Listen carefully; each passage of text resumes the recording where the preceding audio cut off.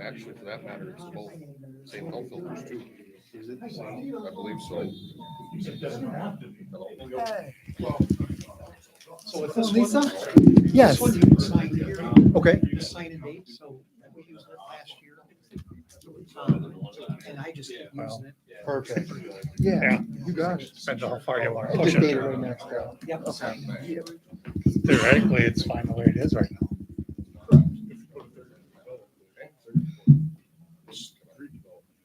Fix that. How's it going, Lisa? Oh, no. I won't try to bother you. How dare she? Be nice to either have it under there or plan Yeah. alongside. They do, don't they? Yeah, don't they? It's not good to dig it up afterwards. I think we've done that before. You won't. Yep. Thank you.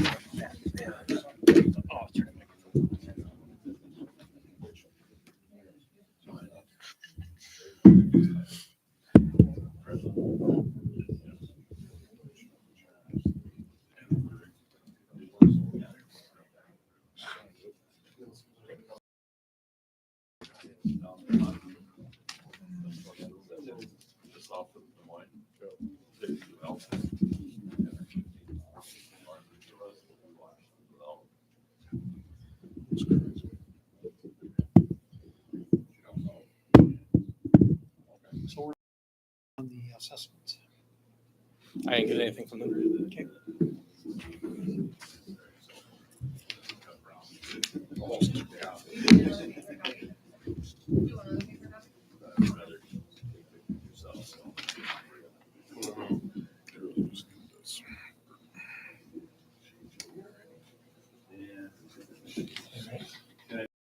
I think so.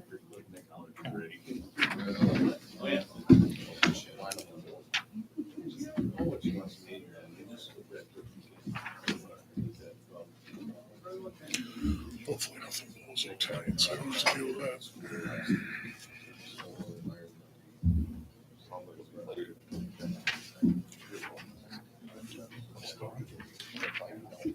Break that in. Yep. You see that? Check.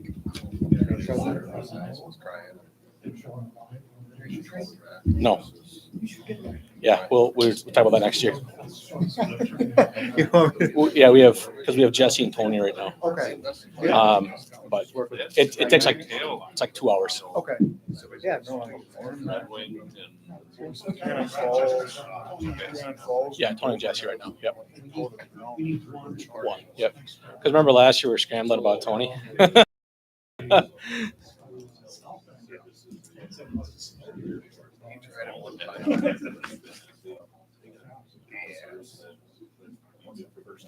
Your mic up?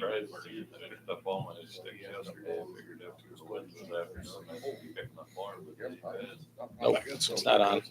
You're not leaving. I got my I had a pickup load yesterday. So it was all from December. Yeah. So they get one, I picked it up like 4 weeks before. They all fell on us next year. Didn't get us snow.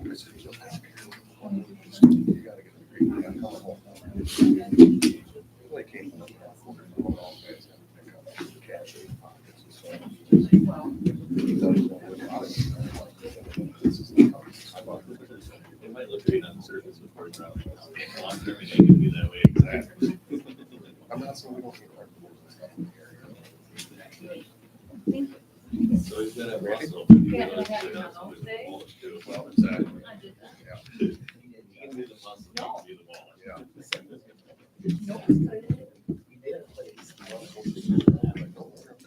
I got a message from the secretary today. So we do a couple That was of supposed to things. do something. My secretary. Give those calls. She called me. His secretary. Yeah. called me. My secretary. Your secretary.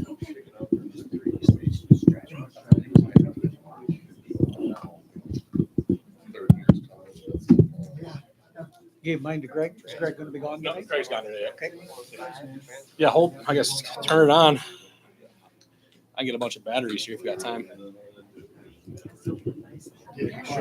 Shut off. I think the batteries are dead. Yeah, mine shut off by itself. I don't know. Still on. They can hear me anyway. Yeah.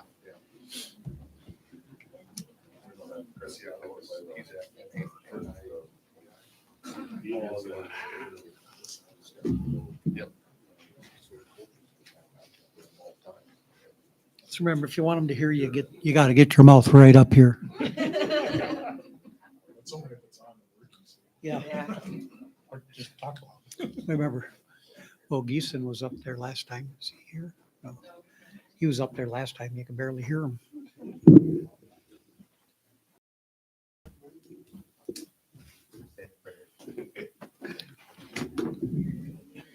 We're good. I need rechargeable batteries, I think.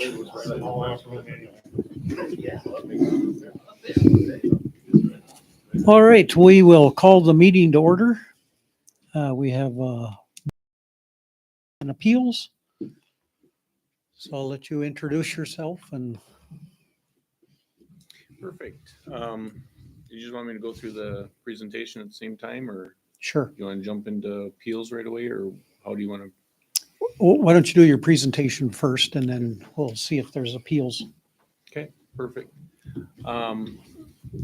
My name's Jason McCaslin. I'm not really a new county assessor in Fillmore County, but it's the first time I've been in front of your board. Last year we were virtual, but I grew up in Spring Valley. I started appraising in 2005. I moved to county government in 2008 in Jackson County.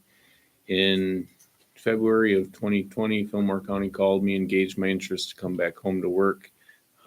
Obviously, I accepted because I'm here now. So me and the family are happy to be back and looking to make a long-term commitment to Fillmore County. So I also have the appraiser responsible for City of Harmony, Justin Crawling. He's you wanna...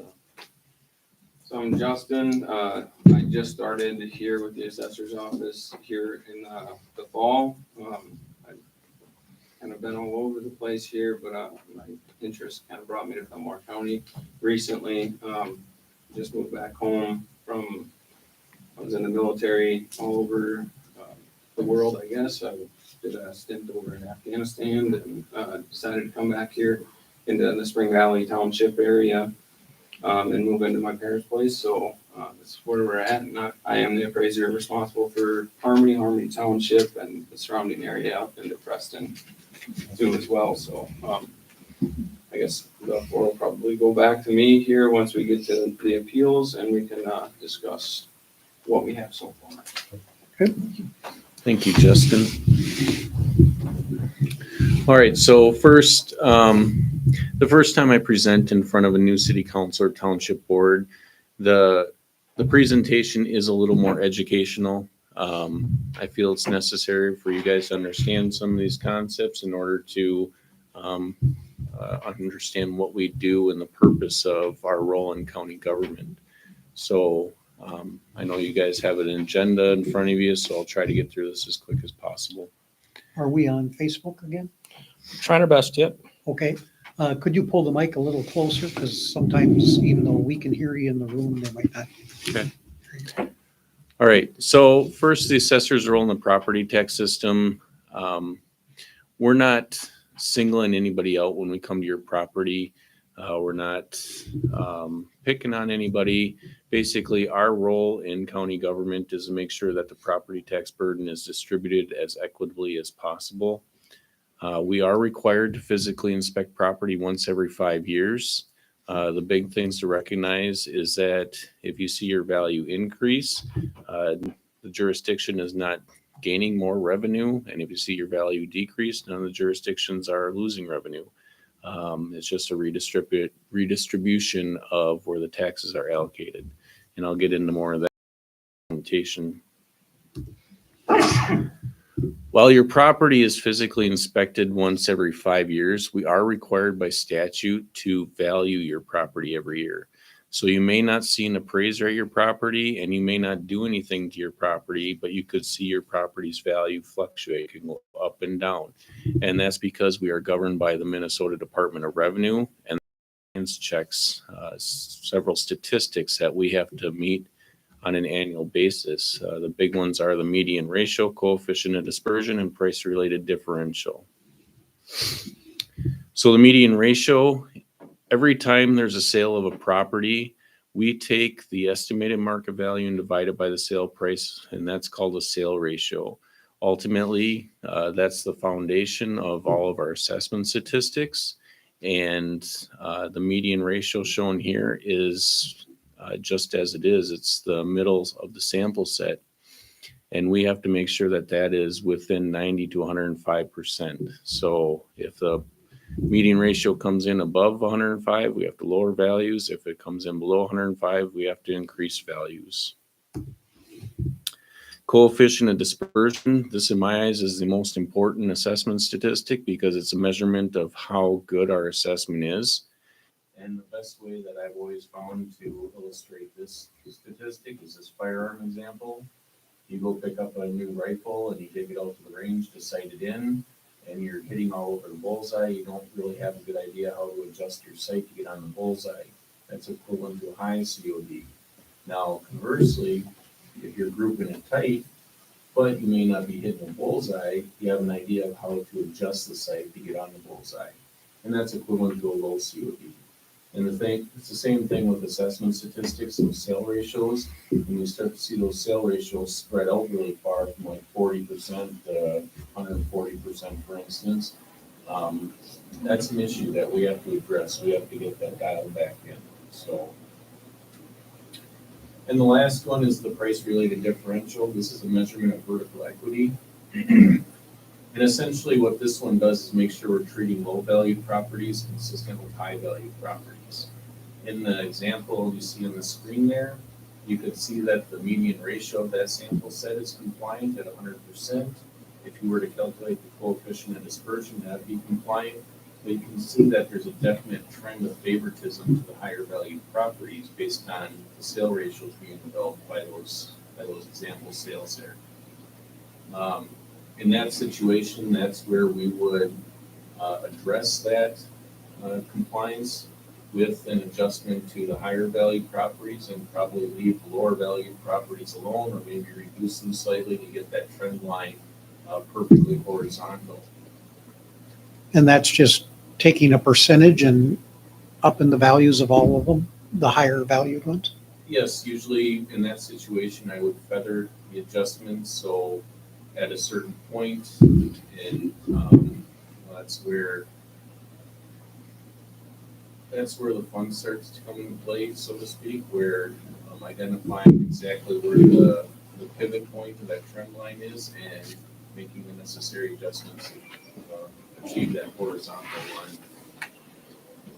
So the other thing that the PRD is good for is that I often hear that we may only have sales from, let's say, 100,000 to 200,000.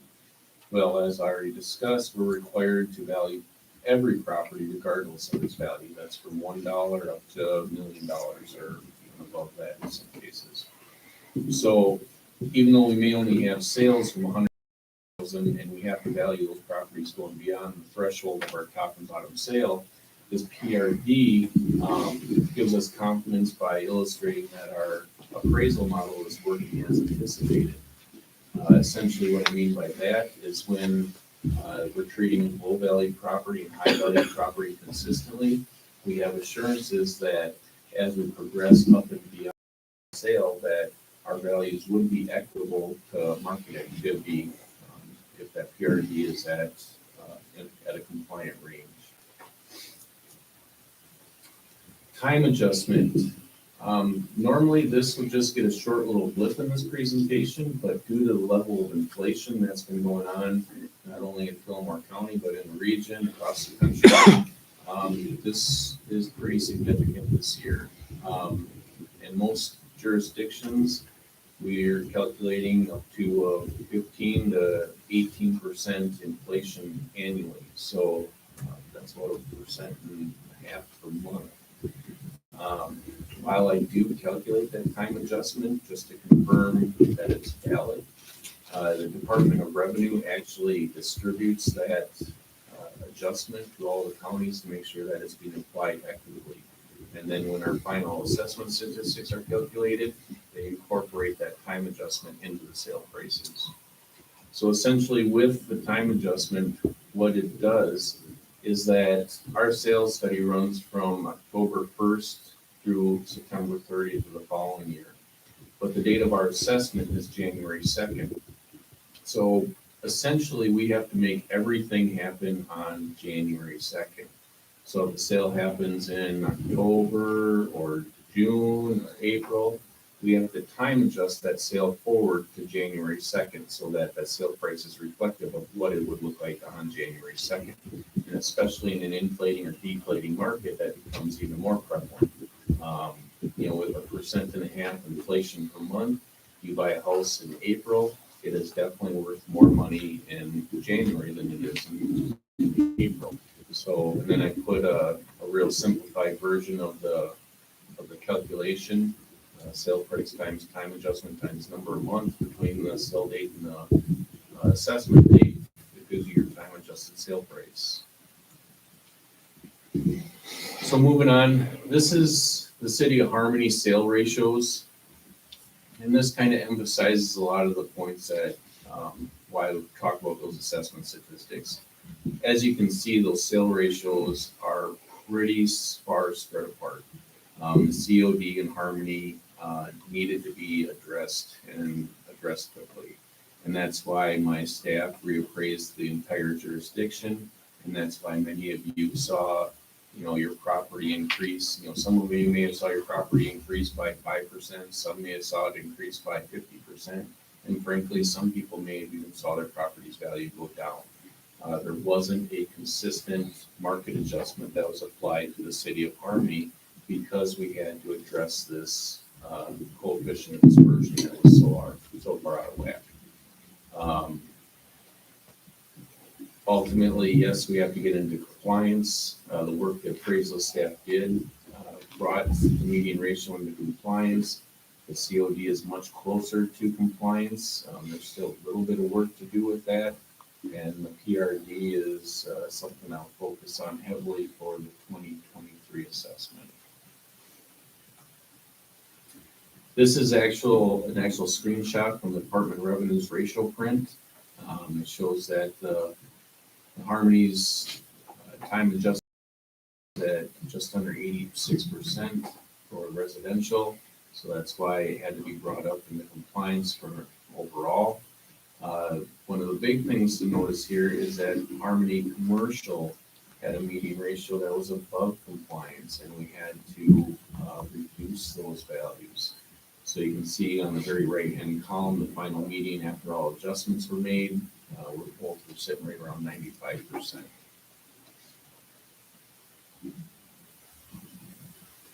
Just to touch on this really quick, in situations where we don't see 6 or more sales, the threshold the Department of Revenue uses to whether we have to bring the jurisdiction into compliance or not. When it's 5 or less, we use this 5-year small sample study. It's basically just what it sounds, where it's a history of 5 years of sales activity. And what I do is I look at trends in the data to try to identify whether an adjustment is necessary. This is actually the tool that I adjust most of our townships with. When I see those consistently having below compliant ratios on their sales, that's the fundamental tool that provides the justification for the increase in value, or if it's high, a decrease in value. So that's for commercial too, if you had less than Yep. 5. Yeah, so normally Harmony would fall into that 5-year small sample study with your commercial market. Mhm. From what I've seen, you guys haven't hit 6 commercial sales in quite a few years, so it was kind of an oddity to see that happen this year. The proposed market changes across the county is, they were pretty drastic. In that table to the right there, you can see every jurisdiction that had 6 or more sales and the corresponding median ratio. You can see a lot of ratios in the 60s, low 70s, mid 70s. There were some really big adjustments that I had to make for this year's assessment in order to restore compliance. And on that note, this is exactly the adjustments that were applied to each jurisdiction. You can see the adjustments range from 0% to 95% New York Township. So most of them about 30 to 35%, a lot of 15s. So it's kind of all over the board where depending on where that township was at or the jurisdiction was at and what we're trying to achieve with the increase. Agricultural changes. Obviously, Harmony doesn't have a whole lot of agricultural property, but agricultural land does influence your county and school district tax rates. So it's important to understand what's going on there. Prior to adjustments, there are 3 main property types of the agricultural market. PT 92 is well vacant land, PT 93 is bare land, and then PT 95 is ag land that's got buildings on it. And you can see the median ratio on all 3 of those building or all 3 of those property types is below compliance, over around 83%. After I made adjustments of a 10% increase in tillable values and a 52% increase to timber values, compliance was restored. All those median ratios are now sitting at right around 95%. And once again, commercial, the Department of Revenue looks at our commercial market on a countywide basis. So they expect to see that countywide median maintained at a compliant level across the county. I ended up applying Spring Valley market adjustment, and then we began the reassessment of Rushford, Harmony, and Preston. After all done, that county median settled in just over 100%. And like I said, with Harmony, the median on your guys' commercial properties settled in at just under 95%. I put this slide in here just to emphasize the appeals process. One thing I've noticed in my 2 years in Fillmore County is that the majority of people are appealing their valuation when they get their truth and taxation notice in the fall, in November. Basically, that's too late for us to really do anything. At this time of year, there's a ton of flexibility to correct any inequities and make adjustments. And it's very important that the tax base understands that they need to look at their notice valuation and classification and contact our office if they find something that they feel doesn't look right.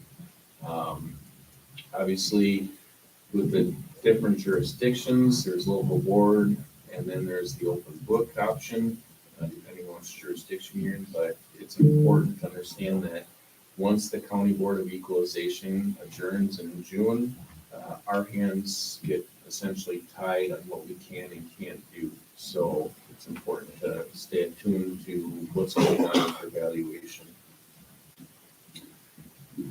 And then I like to throw this slide in here. It helps people understand, taxes and values to some degree. Basically, what we talk about is a tax shift here, where the point I'm trying to emphasize is that, like I talked about on my first slide, is that jurisdiction doesn't collect more revenue and it doesn't lose revenue when values go up or down. But in this example, city, they set their levy at $10,000. Total estimated market value of the city is $400,000. You take the levy divided by the value, and that gets you your tax rate. If you take that tax rate multiplied by the value of each of those properties, that gets the tax liability. And if you add up each of those tax liabilities, that'll add up to exactly $10,000. So you can see that balance with the values there. In the instance where I had to apply a 20% increase to the residential properties in an example city, the city maintained their levy at $10,000. The total estimated market value of example city went up to $430,000. And kind of like what I touched on earlier in the presentation, you saw that tax rate drop because there's there's more estimated market value, the levy stayed the same. And you can see what that does to the tax liability on each of those properties. And that new tax liability does add up to exactly $10,000. So you can see the two residential properties saw their tax liability increase, the commercial and farm property saw their tax liability decrease. Now with the city of Harmony, it's a real similar situation where commercial properties for the most part saw a decrease. A lot of the residential properties saw an increase, so you'll see some of that tax shifting off of the commercial properties onto the residential property owners. So the other point to address here is that even though it's a 20% increase in value, rarely do you see the increase in value correlating to a 1-to-1 ratio on an increase in tax. In this situation, with only 4 properties, they saw it worth just under a 12% increase in their tax liability. Here's a real life example that I like to use just to reiterate that same point. This is a property in Preston. Been getting hit with some very large market adjustments over the last couple of years. And this property was one where my appraisal staff went out and they reduced the value of the property as they felt it wasn't equalized with the neighboring properties. Then I adjusted the value with the market adjustment. So ultimately, you can see their value stayed pretty consistent, 149, 149.6, 9. The tax liability you see in the second column or third column there does drop from 3660 down to 3356. And the reason for that is because the tax capacity of Preston was increasing at such a drastic rate. Even though the levy was increasing at the same time, the tax capacity was increasing at a higher rate.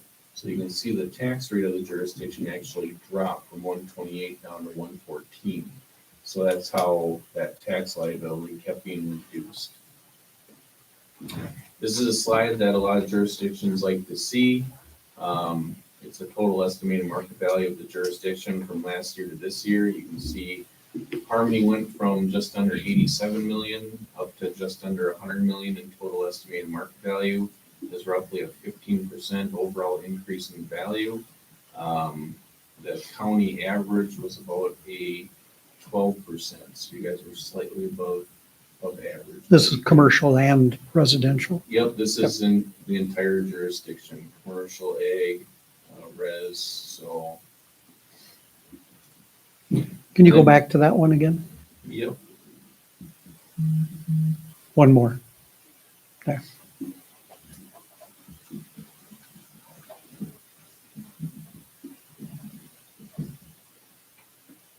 Okay. And then just to reiterate, the inflation that's going on isn't just isolated to Fillmore County.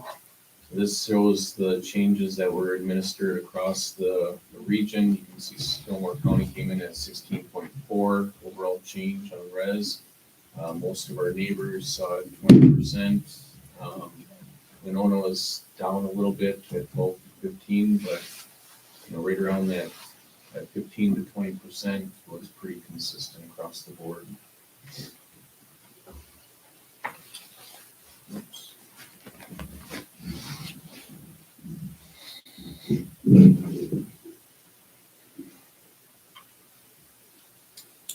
I'm not sure what's going on here. Go back to the text screen.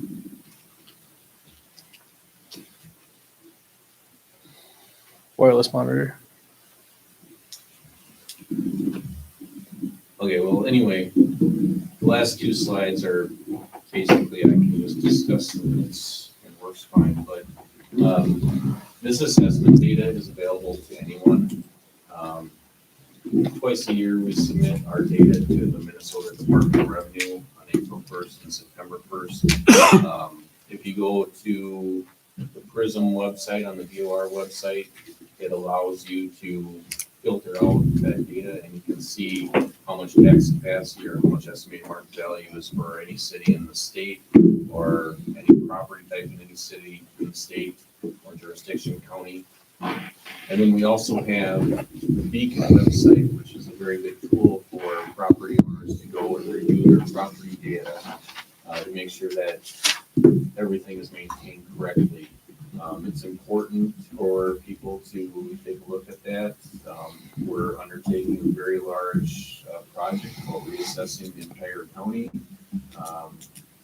And it only works if we work hand in hand with taxpayers. The next slide would have been expectations moving forward. I have a very young staff. They are very diligent in their efforts. They're very, very smart, and I have a lot of optimism about the future of our office.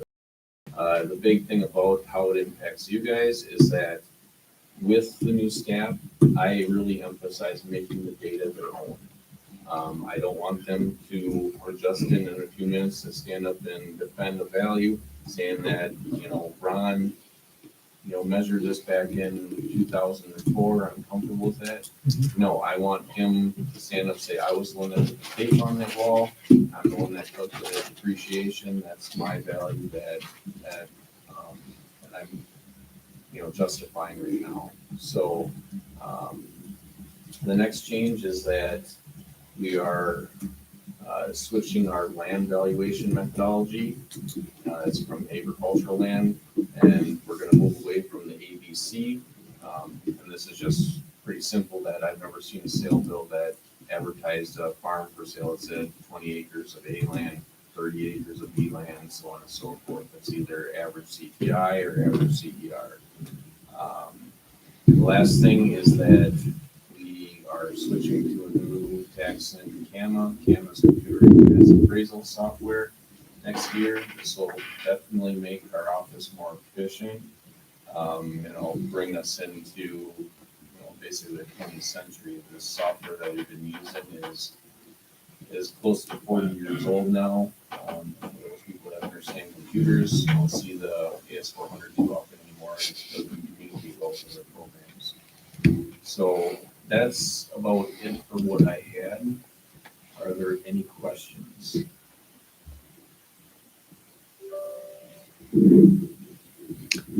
So you made it sound like people had until June but this is the night they would have to be here to question their value, Yes. correct? Yeah.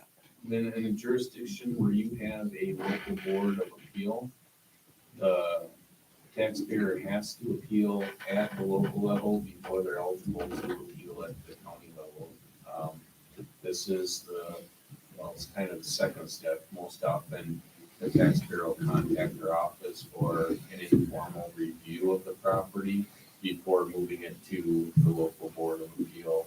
And then, if they aren't satisfied with the results there, that's where they can take it to the county level. So can they appeal tonight just by writing their name on a piece of paper and saying they want to appeal?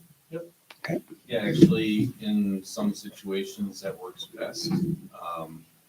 I know one property, I believe we're talking about tonight, or that's tomorrow night with Waynesboro, where the gentleman can't make it down to let Justin walk through his house and appraise it. So what we're gonna do is we're going to appeal for him, and basically recommend no change. In that situation, the township board or the city council can just vote for no change. That makes him eligible to appeal at the county board, and also gives Justin and him, 2 months to complete the work that Justin needs to do to value the property. So. Okay. Most of these figures that you got, or that you appraised the houses and or businesses, that was so much, is that correct? Yeah, we emphasize price per square foot. So, and it varies depending on, the age and quality of the home. Businesses, it differs based on the type of construction and, it's like the downtown, corridor, it's fairly typical to see those sell for, $30 to $40 a square foot, sometimes up to $50 a square foot. You see a lot of the industrial buildings, depending on their age, that can be anywhere from from $20 a square foot up to, $70, $80 a square foot, depending on the structure.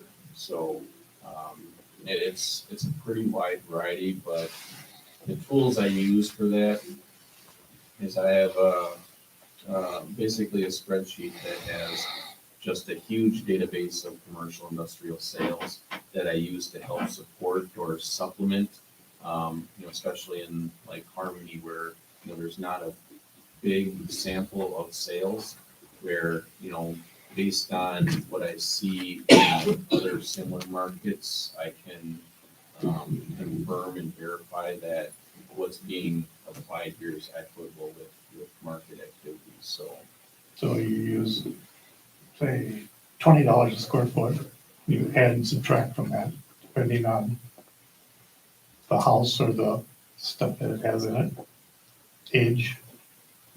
Is it, I mean, Just just to make it. for an example. Yeah, I mean, I think you're more or less referencing, how it was done, where they'd have one flat base rate and then they would adjust up or down based on that.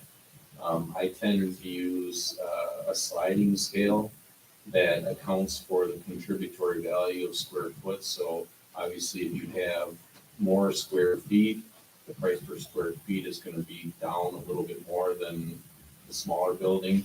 And that's something that my appraisal models account for as well. So.